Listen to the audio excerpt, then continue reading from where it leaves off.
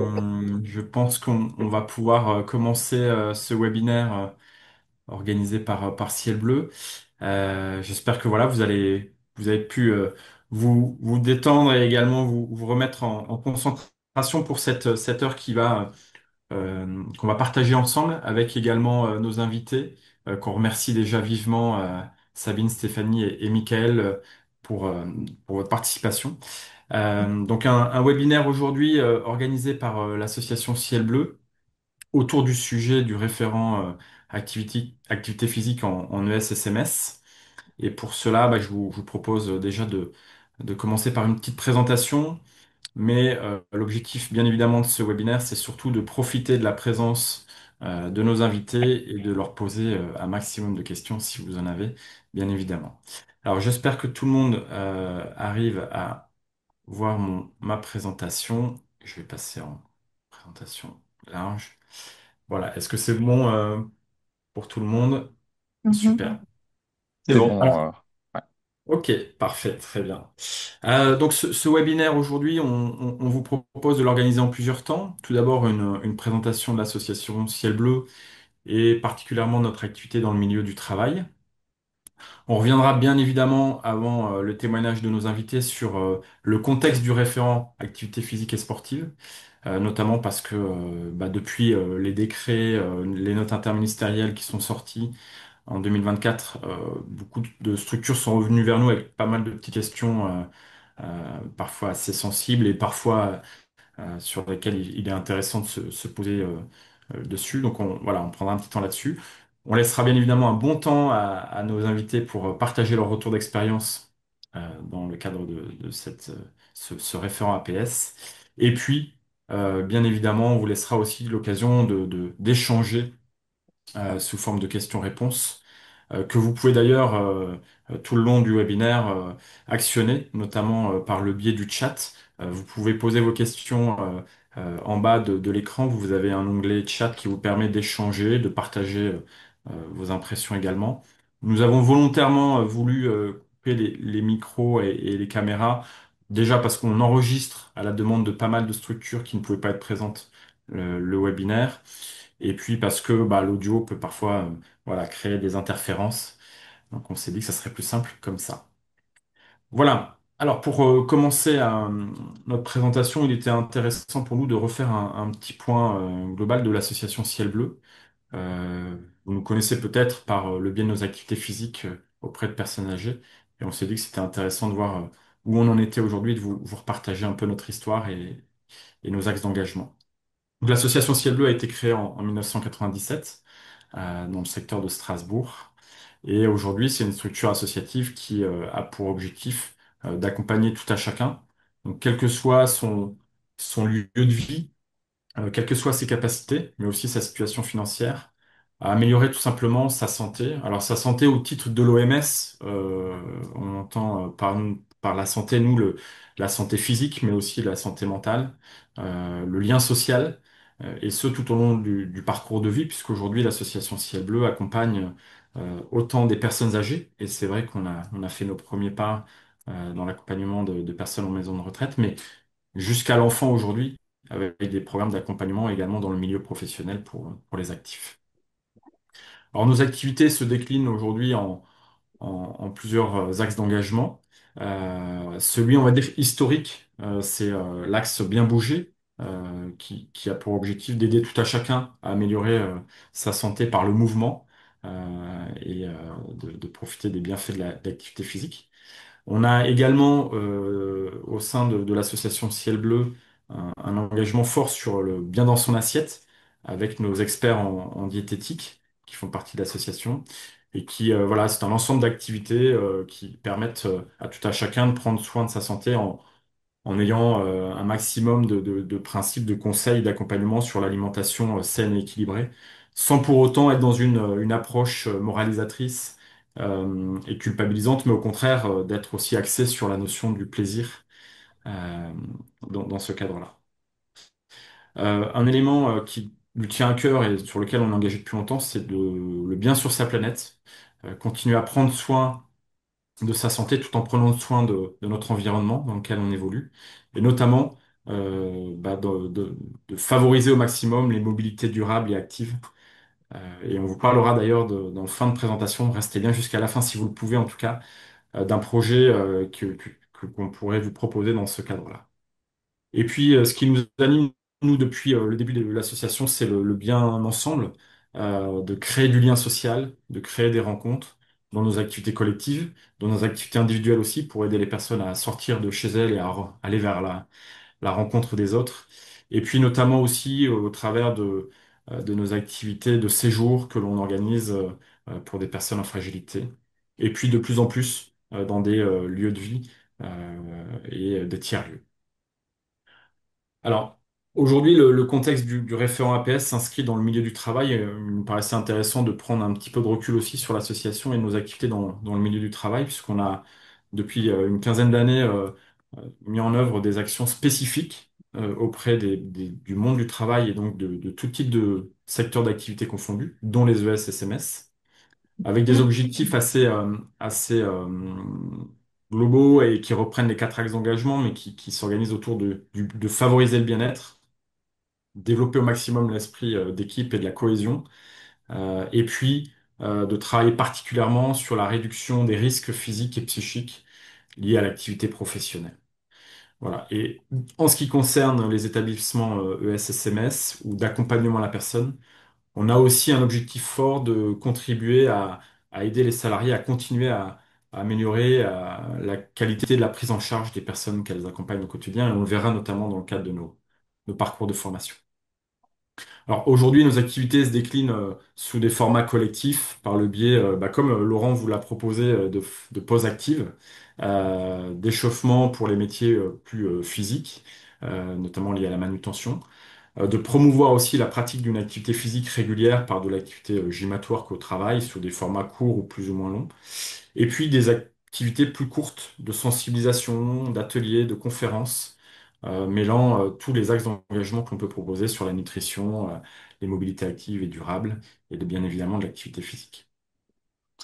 Alors, on est assez sensible aussi à l'accompagnement individuel qui se propose sur des formats de coaching, tant sur le volet physique que nutritionnel, sur la qualité de vie de manière générale, mais aussi la particularité de l'aide et du maintien dans l'emploi pour des personnes qui sont parfois en fragilité suite à un accident de travail ou un arrêt de travail. Et puis, depuis peu, on a aussi passé pas mal de temps à travailler sur l'accompagnement spécifique des personnes en situation de handicap, parfois reconnues en RQTH, avec une approche pluridisciplinaire, activité physique, psychologie, nutrition et sophrologie.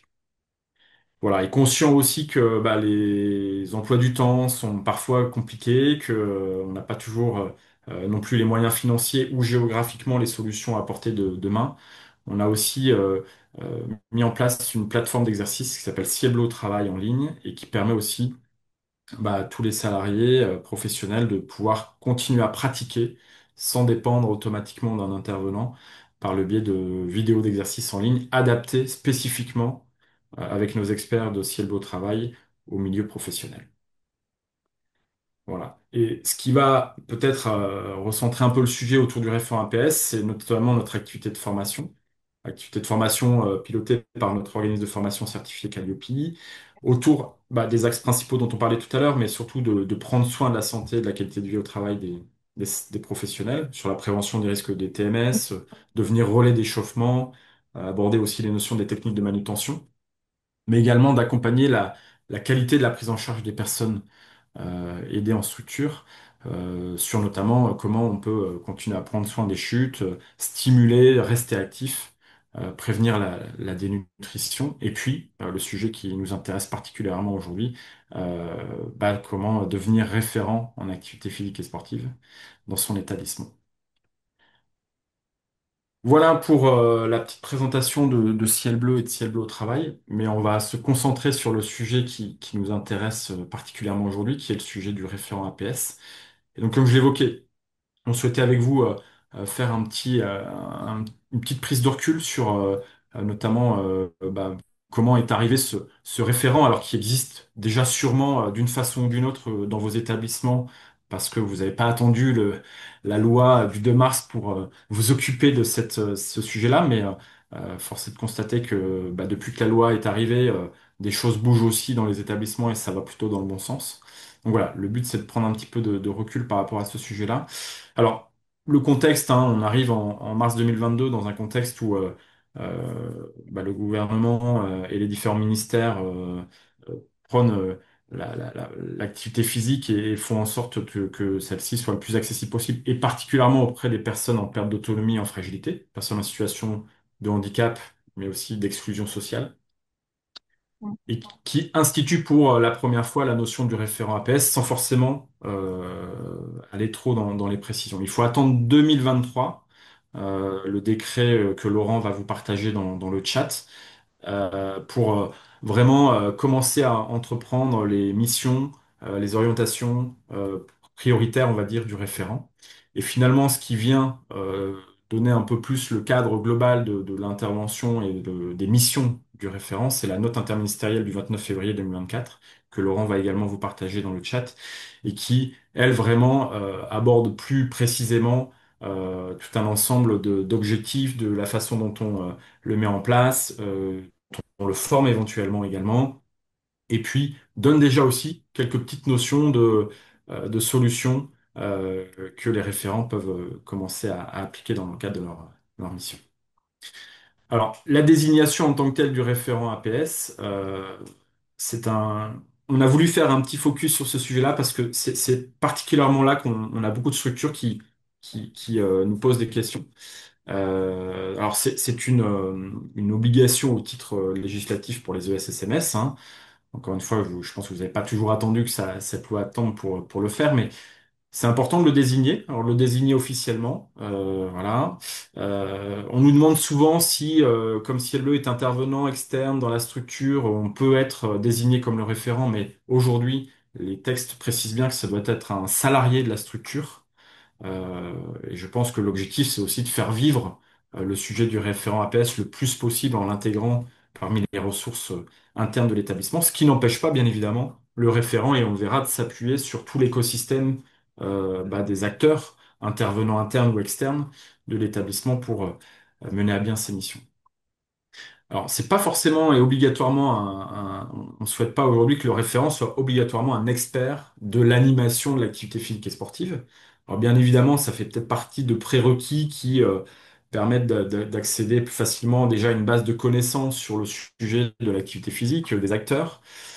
Mais en tant que tel, le texte précise que ça peut être toute personne, bien évidemment. Le plus important dans le choix du référent, c'est une motivation préalable de la personne. Donc, on désigne la personne en fonction aussi de son accord.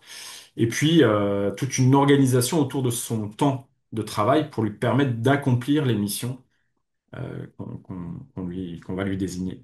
Donc ça, c'est vraiment peut-être les prérequis les plus importants, le volontariat et le temps associé. Je vous donne un exemple qui nous marque, nous, particulièrement, c'est qu'on accompagne aujourd'hui des référents en APS, notamment nos parcours de formation et même au-delà.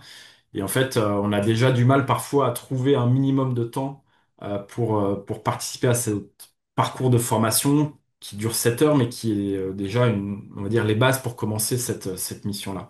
Et c'est vrai que ça nous questionne toujours sur la façon dont le référent va pouvoir mener à bien, à terme, aussi toutes les missions du référent une fois le parcours de formation terminé. Voilà. Voilà les prérequis autour de la désignation du référent APS. Les missions. Alors, on va pas rentrer dans tout le détail parce qu'elles peuvent être propres à des établissements en fonction des publics accompagnés.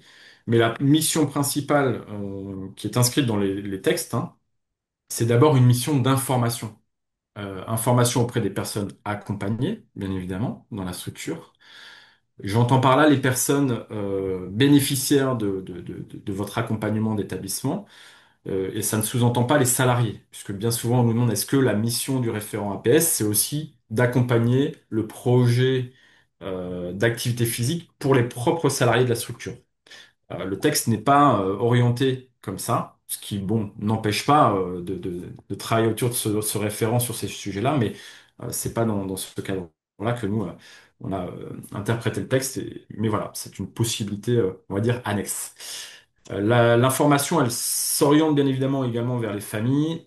l'ensemble de l'écosystème qui gravite autour de la personne, puisque l'objectif, c'est de favoriser au mieux la pratique d'une activité physique, et elle peut être sous différentes formes et par le biais de différents intermédiaires. Donc, les intervenants internes à l'établissement, mais aussi les clubs, associations, maisons sport santé, tout l'écosystème qui gravite autour des acteurs de la pratique d'activité physique et sportive.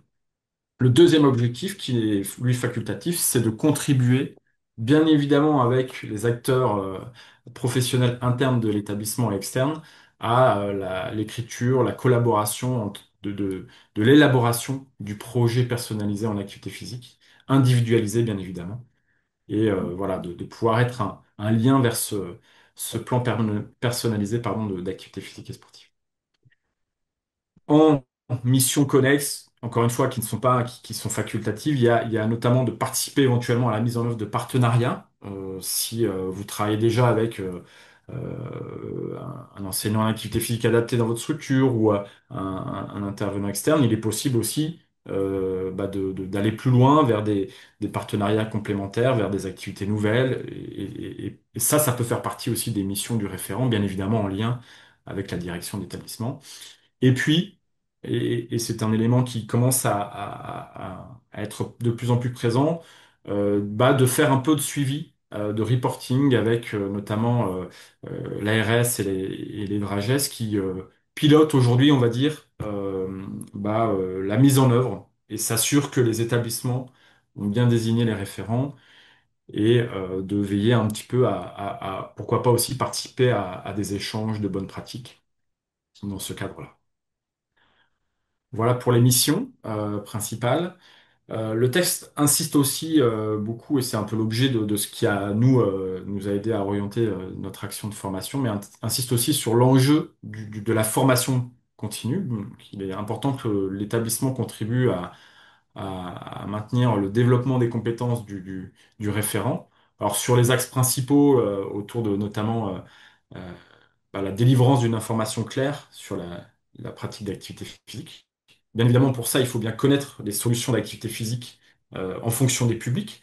Aujourd'hui, on s'adresse à des établissements autant en accompagnement de personnes âgées, personnes en situation de handicap, mais aussi de personnes en situation d'exclusion sociale. Donc, bien évidemment, les orientations seront affinées en fonction des publics accompagnés. Et puis, pourquoi pas, comme on l'évoquait en mission facultative de travailler sur la recherche de partenariats et pourquoi pas la conclusion de partenariats quand ça fait sens, bien évidemment, dans l'établissement. Voilà.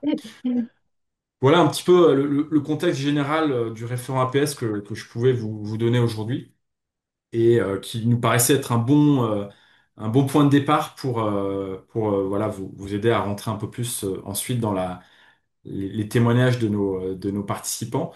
Et juste avant de commencer à laisser la main à nos participants, je voulais juste vous partager concrètement du coup ce que nous on a essayé de mettre en œuvre pour aider les établissements à rentrer dans la mise en œuvre du référent APS. Donc d'aider notamment au parcours de formation du référent par le biais de formations de premier niveau autour d'objectifs qui sont, comme on l'a évoqué, de bien comprendre le rôle, puisqu'encore une fois, on a beaucoup de structures qui nous envoient des personnes pensant que le but, c'est d'animer de l'activité physique et sportive adaptée, alors qu'aujourd'hui, la mission principale, c'est d'abord d'informer. Et ça, c'est vraiment l'objectif prioritaire. Et pour ça, d'expliquer quels sont les différentes APS, leurs bienfaits, de comprendre aussi quels peuvent être les acteurs qui peuvent contribuer à mettre en place de l'activité physique et sportive dans l'écosystème global des structures, et puis de transposer ces connaissances-là à la particularité de l'environnement de travail avec l'idée que on va pas forcément déployer les mêmes actions si on est dans l'accompagnement de personnes âgées en EHPAD ou dans une structure masse en situation de handicap ou voilà dans une structure qui travaille auprès de jeunes en exclusion sociale. On a voulu faire en sorte que ce parcours de formation soit un parcours accessible dans le temps de travail, en tout cas sur des formats de 7 heures, avec notamment deux modalités d'intervention. Une modalité distancielle. Sabine pourra d'ailleurs témoigner de ce parcours-là, puisqu'elle a suivi un format distanciel qui dure 7 heures avec un parcours e-learning, mais bien évidemment, puisque on ne croit pas à ciel bleu à l'idée que le parcours e-learning seul puisse suffire. Donc, on a accompagné ce parcours de temps d'échange et d'accompagnement de nos stagiaires. Et puis, du temps présentiel. Et là, Michael et Stéphanie pourront témoigner aussi de ce parcours-là, puisqu'on a aussi proposé ce programme de formation en présentiel, ce qui donne l'occasion d'ailleurs de participer à des formations en format intra ou inter-établissement, bien évidemment en fonction des besoins de chaque établissement. Voilà, je vous remercie pour votre attention et je vais laisser la main à Laurent et Michael et Stéphanie pour déjà les laisser témoigner de leur parcours de formation et de ce qu'ils ont pu mettre en place sur cette notion de référent APS. Bien, bonjour à tous. Donc, je suis Laurent Fertillet de l'association Ciel Bleu, également formateur au sein de l'association sur cette thématique de référent APS. Donc nous accueillons aujourd'hui donc Michael et Stéphanie de la structure de Fleurs des Champs. Et donc je vais commencer avec Michael, si vous voulez bien, pour que vous puissiez vous présenter et expliquer un petit peu votre parcours. Ok, merci. Bonjour, Monsieur Vanguard. Bonjour, bonjour Monsieur Fertillet. Donc merci déjà de nous donner l'opportunité de pouvoir témoigner à ce webinaire et sur la formation qu'on a bénéficié. Donc peut-être d'abord me présenter et présenter un petit peu l'environnement dans lequel on évolue. Donc effectivement, moi je suis directeur d'une association donc, qui gère plusieurs structures, donc un EHPAD, entre autres l'EHPAD Fleurs des Champs et un SIAD. Euh, et on a d'autres services connexes comme un SAD et un village retraite. Donc on accompagne à peu près 200 personnes âgées, un peu plus de 200 personnes âgées, dont 72 sur la partie EHPAD. On est situé sur la commune de La Planche. Alors ça va parler peut-être aux gens qui habitent en Loire-Atlantique, mais peut-être pas pour les autres. C'est une petite commune de 3000 habitants, située entre Nantes et La Roche-sur-Yon, plutôt en milieu rural. On est à une demi-heure de Nantes, une demi-heure de La Roche-sur-Yon. Voilà. Donc limitrophe de la Vendée. Voilà pour la présentation de notre structure. Notre structure fait partie d'un groupement d'achat qui a un statut associatif. Donc, on a un établissement privé associatif et on a créé une association qui s'appelle Gamme Atlantique, donc il y a à peu près 15 ans. Et cette association regroupe une vingtaine d'EHPAD privés associatifs de Loire-Atlantique qui a pour but de se regrouper et d'acheter auprès de différents fournisseurs des prestations au meilleur rapport qualité-prix. Et puis de fil en aiguille, donc on a à peu près une trentaine de marchés d'ouverts, et de fil en aiguille, on a développé aussi de la formation pour nos salariés. Donc il y a des journées métiers pour les chefs cuisiniers, pour les agents de maintenance, pour les comptables, également pour les animatrices. Et dans ce cadre-là, c'est posé la question au regard du décret là, que vous avez cité tout à l'heure de 2023, de faire une formation sur les référents APA. Et donc, on a fait cette formation en mars 2025. Donc, nous, la particularité, vous l'avez souligné tout à l'heure, nous, on a fait le choix de le faire intra-établissement, donc à plusieurs établissements. Donc, on avait des groupes de 13 participants. On a pris un petit risque, on était un peu superstitieux, vous voyez, on a fait des groupes de 13. Donc, deux groupes de 13 référents à pas formés et on les a fait en présentiel. Donc, c'était un choix fort aussi de le faire en présentiel parce que on partait du principe que ça permettait de créer une dynamique et qu'on en avait un petit peu marre à la sortie de la crise Covid d'avoir des formations derrière un écran. Donc on a plutôt fait ce choix au niveau de l'ensemble des directions du groupement Gamme Atlantique de le faire en présentiel. Donc pour préparer cette formation, vous m'avez posé deux, trois questions. Donc il y en avait une qui est... Oui, j'allais y venir justement. Et Vas-y. du coup, pourquoi avez-vous mis en place cette formation pour vos référents? Euh, est-ce Ouais. que est-ce que c'était une obligation pour vous ou est-ce que c'était un souhait de votre part? Les deux. D'accord. Les deux effectivement, il y avait un caractère réglementaire, hein, vous l'avez bien cité tout à l'heure, vous avez cité les trois références réglementaires, donc il y avait un caractère obligatoire, d'autant plus qu'on était en plus dans une période de contrôle ARS, d'évaluation HAS, voilà, donc on était un peu dans cette dynamique de vérifier que nous étions bien dans l'aspect réglementaire. Et puis alors, peut-être juste vous donner un peu l'état dans lequel on était à l'époque. C'est qu'au départ, quand est sorti le décret, on a encore dit, oh là là, encore une nouvelle réglementation, on en a marre. Ben, je pense qu'on est plusieurs dans ce cadre-là. Bon, voilà, il va falloir le faire, mais on n'est pas hyper motivé. Et finalement, comme beaucoup de choses, moi j'aime bien dire que d'une contrainte, c'est l'occasion de naître des opportunités. Ça t'est une fois passé ce moment d'émotion, un petit peu d'énervement, d'agacement, on s'est dit bah, comment on s'est posé et comment on peut le rendre comme une opportunité de se réinterroger, de progresser sur ce qu'on fait.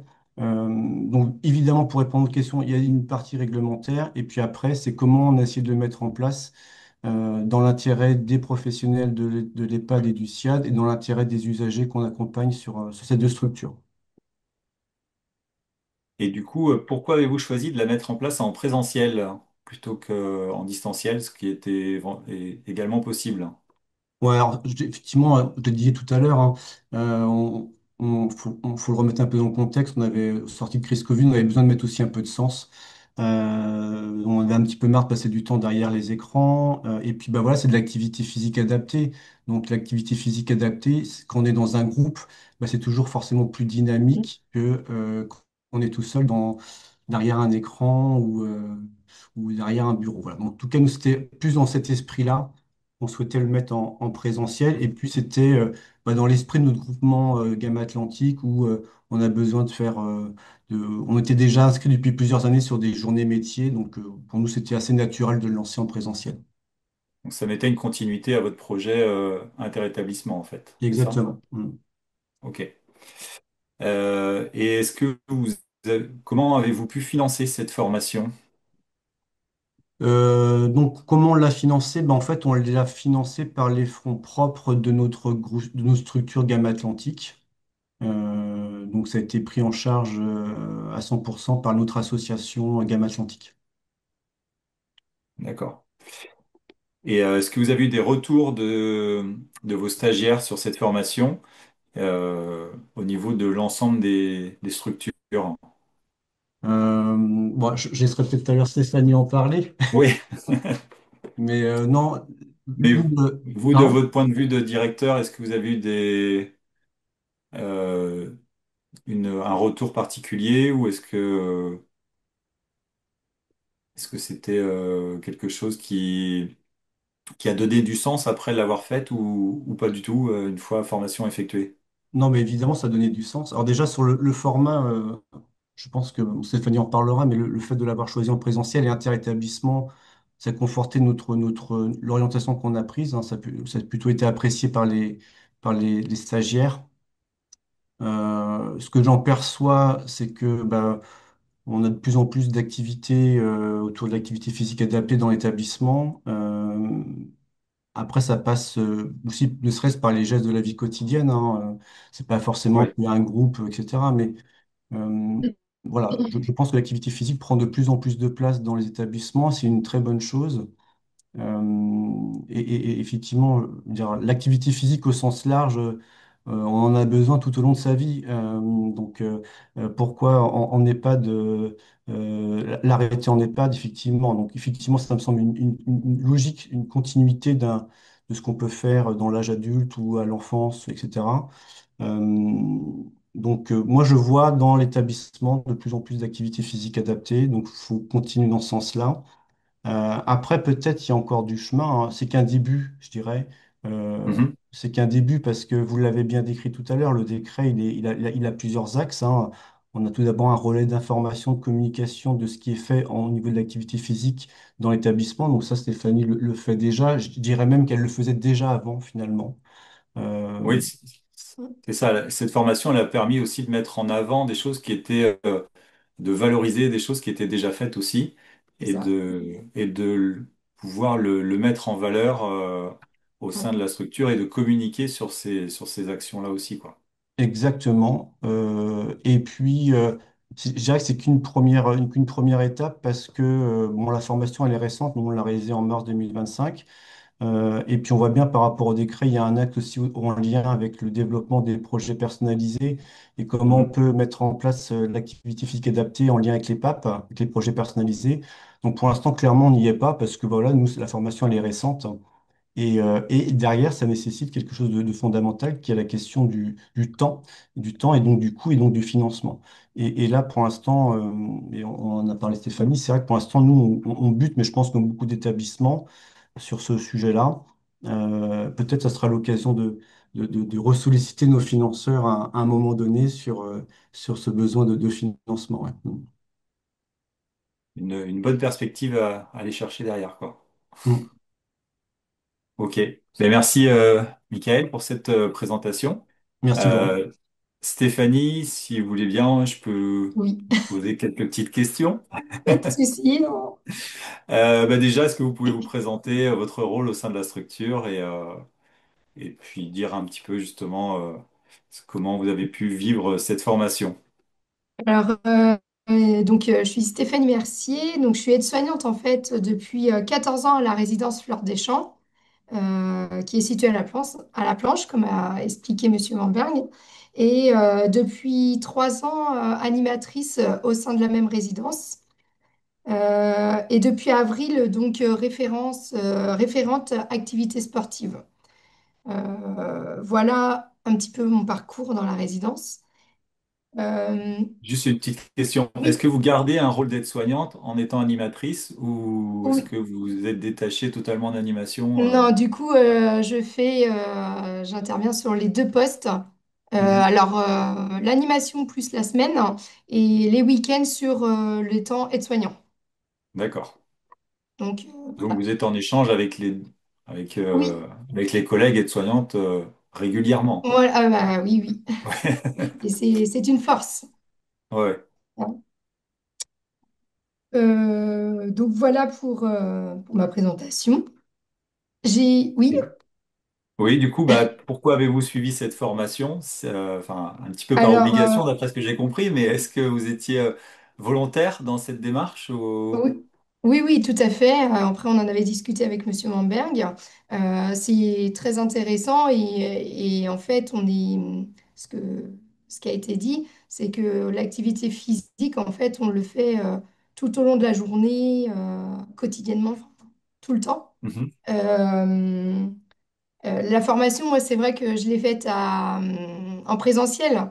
Donc, on était un groupe, donc on a pu déjà échanger. Et ce qui est ressorti dans le groupe, c'est qu'au début de la formation, on pensait tous que le référent activité sportive, c'était enfin, faire du sport.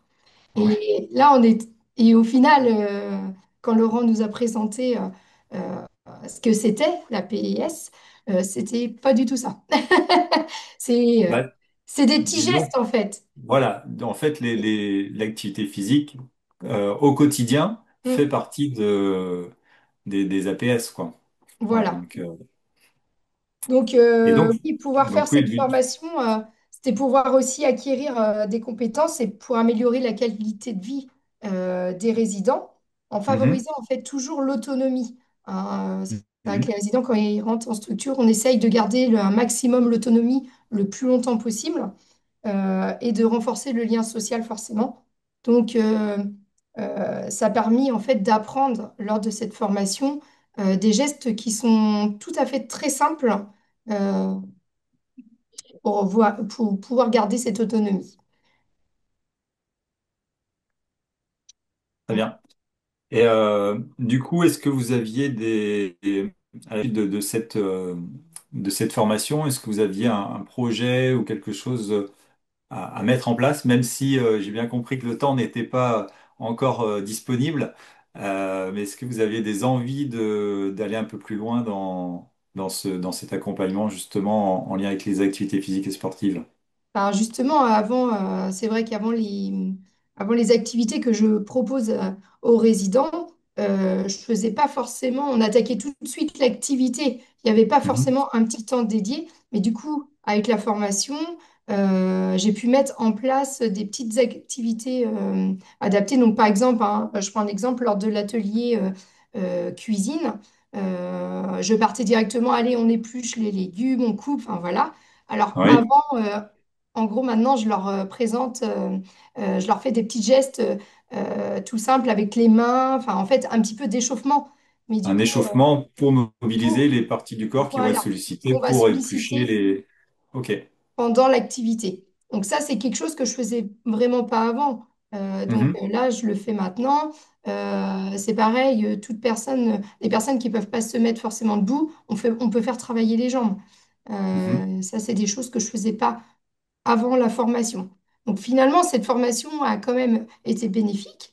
Après, pour mettre en place, voilà, comme disait Monsieur Mamberg, ça fait pas longtemps que j'ai fait la formation. Et du coup aussi, il n'y a pas de temps vraiment dédié. Il y a des petites choses mhm. que je peux mettre en place. Alors après aussi vis-à-vis des collègues, hein, du coup j'ai la chance d'être dans les soins. Donc c'est vrai que je peux partager un petit peu l'expérience, mais il nous manque ce temps en fait. Mhm. Qu'est-ce que je voulais dire? Je- Oui, en fait, C'est ça déjà pas permet mal. de renforcer ce qui était déjà fait à la structure. Oui, oui, parce que vous faisiez, vous faites toujours, vous faisiez déjà des choses Oui, avant et ça permet de renforcer ce que vous faisiez et de donner encore un petit peu plus de sens encore à ce que vous faisiez et de le valoriser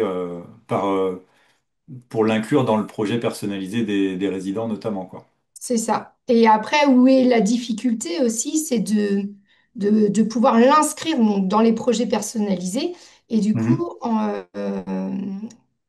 de comment expliquer, de rencontrer tous les intervenants donc, qui interviennent chez nous auprès des résidents. Donc, ça passe par le kiné, ça passe par la psychologue, ça passe par euh, Ciel Bleu, euh, ça passe aussi par les soignants, enfin vraiment tous mhm. ceux qui interviennent auprès des résidents. Et donc, inscrire ça après dans le dossier personnalisé, ça demande du temps pour chaque résident et c'est en fait Ouais. vraiment là où est C'est- la grosse difficulté et qu'il faudra travailler prochainement. Donc Euh, c'est là où voilà, il va y avoir besoin de temps oui, pour noter tout ça, quoi. c'est ça. Pour faire des gestes avec les résidents, voilà, il n'y a pas de souci. Mais après, pour le retranscrire euh, Ouais. sur le Le temps dossier, administratif tout à n'est pas fait. donné, quoi. Voilà. Tout à fait. Ok, très bien. Ben, merci Stéphanie. De rien. Je vois qu'il y a une ou deux questions qui ressortent. Je ne sais pas si Martin, tu as pu relever les questions qui étaient sorties pour nos intervenants. Oui, Laurent, déjà merci Michael et Stéphanie. Il y a une question, Mm. alors je ne sais pas si c'est comme ça qu'il faut la traduire, mais une question qui est sur le rôle du référent. Est-ce que c'est de proposer de l'activité physique? Et là, on peut y répondre euh, par le biais du texte, hein. Le texte précise bien que c'est pas le but n'est pas d'animer. Si je reprends la notion de proposer, c'est pas d'animer l'activité physique, mais c'est de faire en sorte qu'il y ait le maximum d'activités physiques qui soient proposées. Alors maximum au titre aussi de l'adaptation au profil des bénéficiaires de vos établissements et que ça fasse sens. Et donc, c'est surtout d'informer et d'accompagner la mise en œuvre. Et d'accompagner la mise en œuvre, elle se fait ensuite par les professionnels qualifiés au titre de cette animation. Et là, il y a tout un champ d'acteurs autour de l'animation d'activité physique. Vous l'avez cité, hein, Stéphanie, on parle autant de professionnels en activité physique adaptée. Les kinés font une forme de mobilisation, les ergothérapeutes. Voilà. Mais si on parle d'une animation d'activité physique et sportive, il faut s'appuyer après sur Mm. les professionnels qualifiés autour de ce sujet-là. Et puis on m'a demandé s'il y avait une différence entre une structure publique ou privée. À l'heure d'aujourd'hui, le texte tel qu'il est écrit ne fait pas de distinction. Euh, et d'ailleurs, je ne sais pas si Monsieur Vanberg, vous avez déjà eu des retours de l'ARS ou de la DRAGES vous demandant un petit peu où vous en étiez sur la démarche, mais on commence à voir que ces structures commencent à structurer un peu plus le suivi, ou en tout cas de veiller à ce que ça puisse commencer à se mettre en place. Oui, pour répondre à votre question, donc nous, on est rattaché à l'ARS des Pays de la Loire. Effectivement, on a eu un questionnaire avant l'été, un court questionnaire, savoir où on en était sur ce sujet-là, si la formation avait été réalisée, pas réalisée, etc. Voilà, donc on n'a pas eu le retour depuis de ce questionnaire, mais en tout cas, on a été sollicité. Et puis, je crois que de toute façon, ce sujet-là va se croiser après avec l'évaluation HS ou ne serait-ce les contrôles sur pièce ou les contrôles ARS, où ils nous demanderont si la formation a été faite. Donc, D'ailleurs, j'en profite sur la question du financement, Laurent en parlait. Là encore, chaque ARS fonctionne indépendamment les unes des autres, mais on commence à voir arriver aussi des dispositifs d'accompagnement de ce sujet du référent APS. Pour citer l'ARS Occitanie avec lesquels on est en échange de partenariat, il y a aussi des actions qui sont ciblées, mais qui sont propres à chaque ARS. Donc là encore, j'invite peut-être aussi chaque établissement à prendre le temps de veiller à ça, ou n'hésitez pas aussi à nous solliciter, puisqu'on a parfois des informations à ce sujet-là pour aider à la mise en œuvre aussi de ce référent et du parcours de formation. On a une nouvelle question qui est arrivée sur est-ce que le directeur peut être référent APS? Je sais pas, Michael, vous aviez en tête de pouvoir peut-être devenir référent ou vous aviez étudié le sujet? J'avais dit à Laurent que s'il n'y avait pas de candidature en interne, je le ferais, mais je pense que oui, on peut techniquement le faire. Après, si ça peut être quelqu'un de motivé qui le fasse en interne, un salarié animateur ou aide-soignant, ou même ça peut être un autre salarié, hein, ça me semble tout aussi bien plus opportun, voilà. Mais je m'étais proposé, s'il n'y avait vraiment Oui, aucune oui. candidature, de le faire. Mais heureusement, Stéphanie était là. Bon, en tout cas, Et, à notre lecture du décret, pas de contre-ordre sur ce sujet-là. Tant que le professionnel référent est un salarié de la structure, bien évidemment, après, c'est aussi l'occasion, en tout cas, nous, de ce qu'on en perçoit aujourd'hui dans les échanges avec les référents, c'est aussi l'occasion de donner à un salarié une mission complémentaire, de le faire grandir aussi dans son parcours professionnel et c'est aussi une belle occasion de, voilà, de contribuer au plan de développement des compétences d'une personne de la structure ou de plusieurs d'ailleurs quand c'est nécessaire. Je vois que l'heure tourne et je sens que Sabine trépigne d'impatience de nous partager aussi son retour d'expérience. Merci Michael et Stéphanie. Merci à vous. Merci. merci à vous. Et merci Laurent aussi pour cet échange. Sabine, du coup, est-ce que vous pouvez voilà, vous présenter en quelques mots? Bonjour à tous. Alors, je me présente, Madame Boursabine. Je suis coordinatrice pédagogique du foyer d'accueil spécialisé Le Rucher qui se situe à Créange en Lorraine. Donc, au Phase Le Rucher, on accueille des personnes en situation, enfin, des personnes adultes à partir de 21 ans jusqu'à pas d'âge. Notre résident le plus âgé, il a 70 ans. Et donc, ils sont dans l'incapacité de travailler en ESAT avec une déficience intellectuelle, motrice, avec ou sans trouble associé, trisomie 21, schizophrénie, épilepsie. Du coup, mon poste de coordinatrice pédagogique au sein du FAS consiste à animer et assurer la mise en œuvre des projets individuels de chaque résident. Je suis en lien avec tous les partenaires extérieurs sportifs, soins et médicaux. Je suis chargée aussi d'orienter, d'informer et d'accompagner les résidents avec des nouvelles compétences en utilisant des méthodes techniques et des outils adaptés tout en respectant les recommandations médicales de chacun. Ensuite, étant donné que je suis déjà dans une mission de coordinatrice dans notre établissement, ma directrice m'a proposé la formation d'APS en distanciel, ce que j'ai accepté. J'ai bénéficié d'un entretien préalable avec Benjamin Edel, suivi d'un parcours en ligne de 5 heures avec des temps d'échange et un bilan qui m'ont permis de comprendre le rôle de référent APS. Et donc, Oui, mon donc rôle de Pardon? excusez-moi Sabine, je me permets juste de vous couper. Donc vous, contrairement, pour bien faire la distinction avec ce qu'on évoquait tout à l'heure, contrairement à Stéphanie, vous avez suivi un parcours distanciel. Avec en plus de votre côté, bon, Stéphanie également, mais vous étiez déjà dans des missions assez bien engagées. On peut dire Voilà. que vous étiez déjà référente de cette activité physique et sportive. Comme on l'évoquait, vous n'avez pas attendu le décret pour le mettre en place. C'est ça. Et vous avez participé à ce parcours. Euh, et vous savez pourquoi on vous a proposé cette formation? En complément? C'est l'établissement qui est revenu vers vous? C'est vous qui étiez intéressé par le sujet? Voilà. En fait, on a des réunions d'équipe toutes les semaines avec la direction.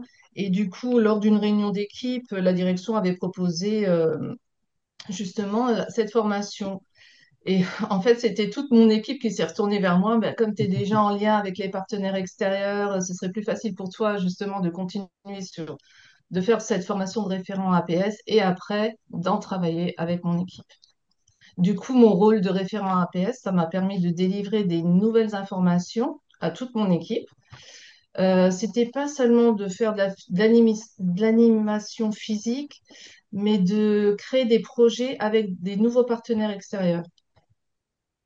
Vous en Comme avez un en tête en particulier, ouais, sur, bah là, ouais, récemment, du coup, on a créé un jardin intergénérationnel avec une EHPAD et une crèche qui se situe à 10 kilomètres de chez nous.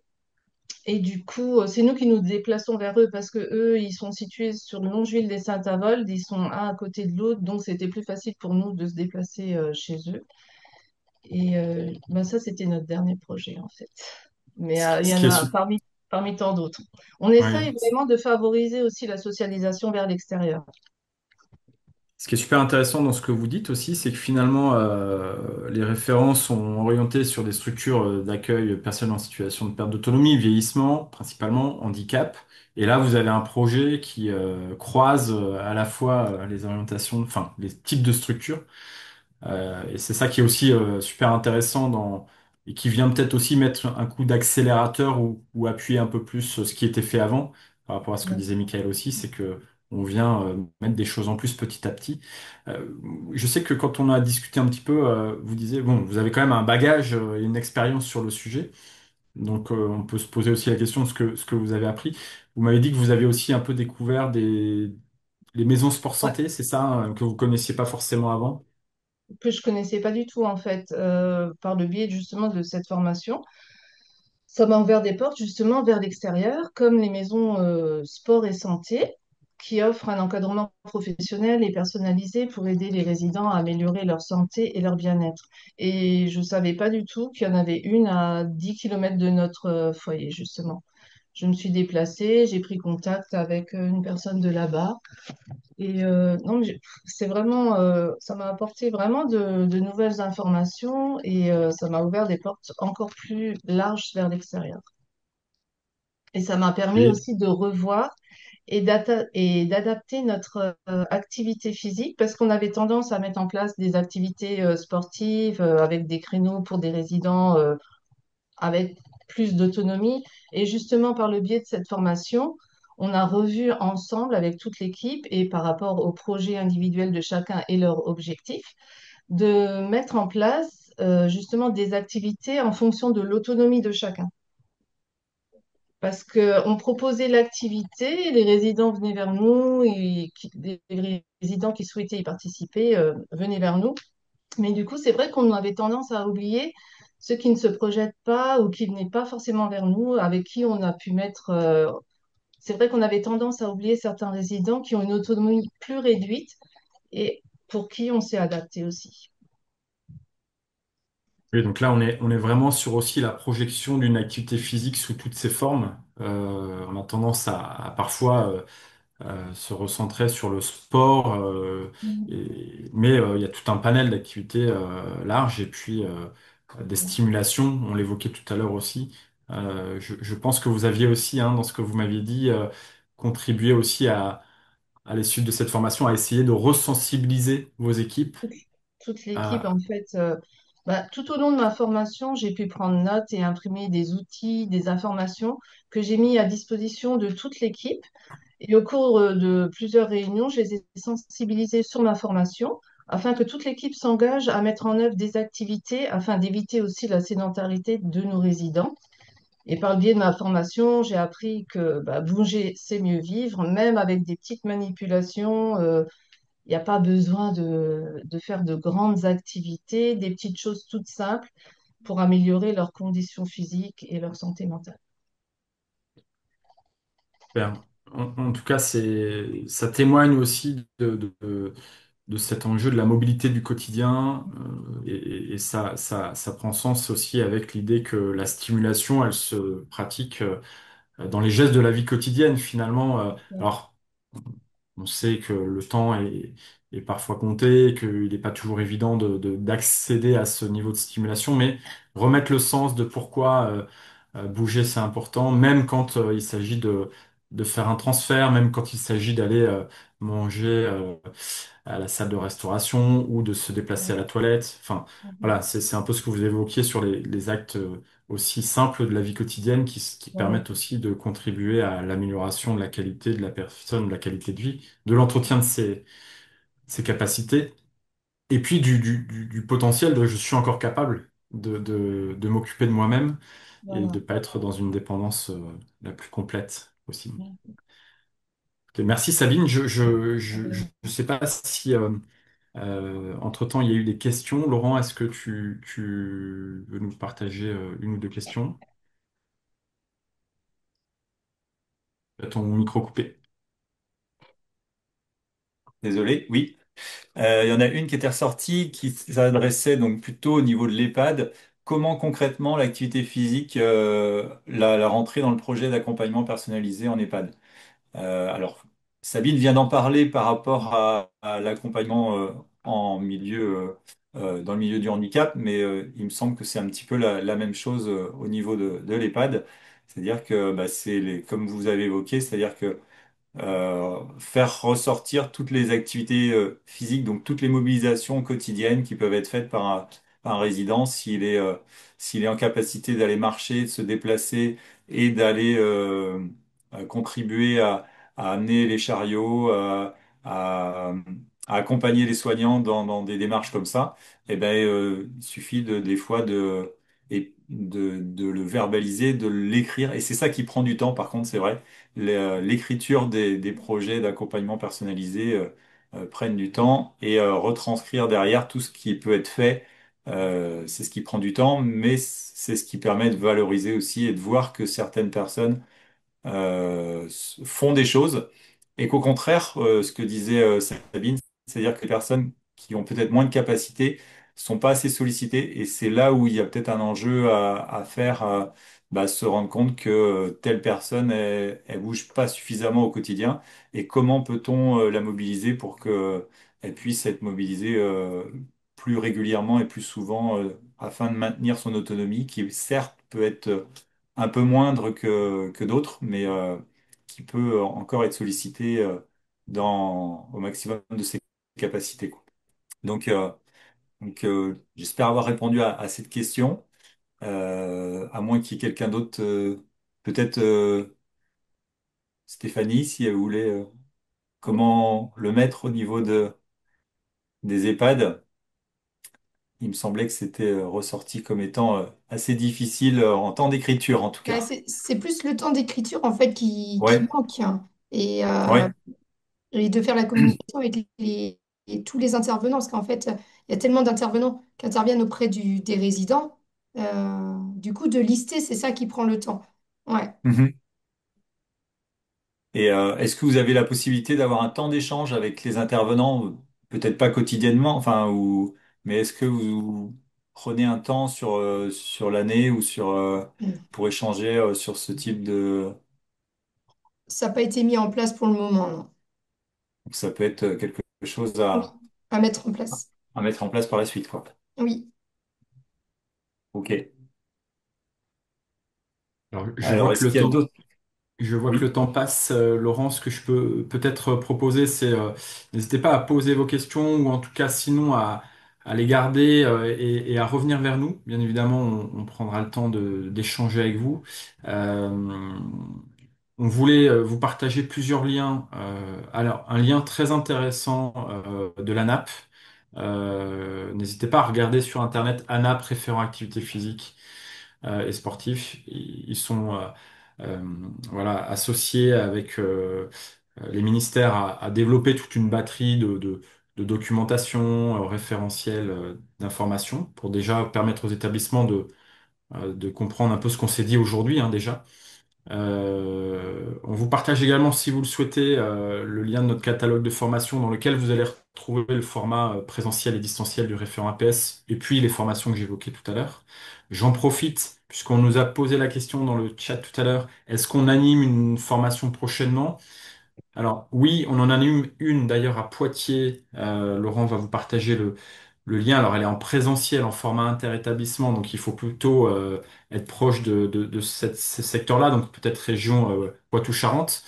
Euh, pour autant, pour l'instant, on n'a pas d'autre visibilité sur la formation interétablissement. Selon les demandes, on se permettra d'en proposer au fur et à mesure. Pour autant, n'hésitez pas à revenir vers nous. On peut étudier le parcours distanciel comme on l'a fait avec Sabine, et également le parcours en intra, ou commencer à réfléchir avec des structures avoisinantes de votre réseau, puisque c'est aussi comme ça qu'on crée des sessions interétablissement en fonction des groupements de structures qui mutualisent parfois un peu l'organisation d'une formation.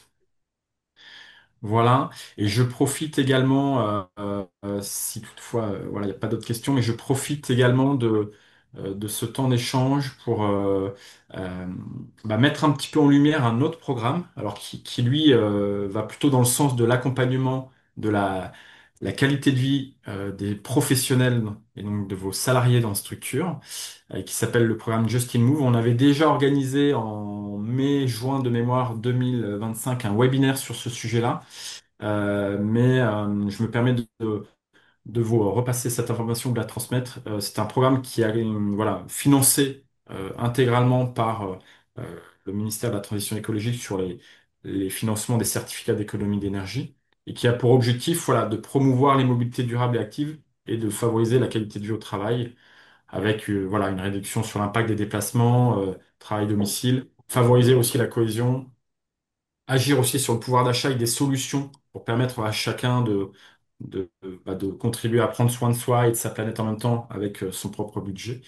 Et puis, comme je l'évoquais, d'améliorer sa qualité de vie au travail. Donc, c'est un programme qui est complètement différent. Attention, faut pas mélanger les choses avec le référent APS. Mais c'était l'occasion de vous en parler puisque c'est un programme qui est, encore une fois, composé d'à peu près 18 heures minimum d'intervention dans vos établissements et qui, en plus, est financé intégralement par notre partenariat. Donc, n'hésitez pas, là également, si vous le souhaitez, à scanner le QR code ou à vous rendre sur la page internet suivante que Laurent pourra vous repartager pour découvrir aussi ce programme complémentaire, mais qui lui est destiné cette fois-ci aux professionnels.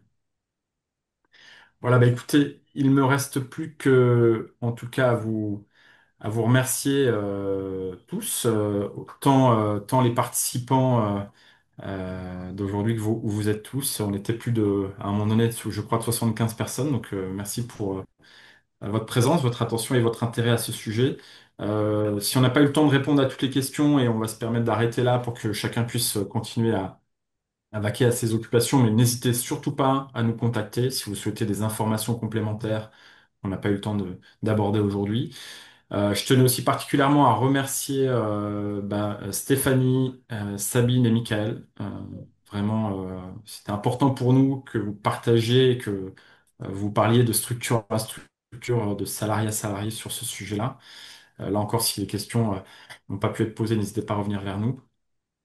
Et puis, je remercie particulièrement aussi les équipes de Ciel Bleu.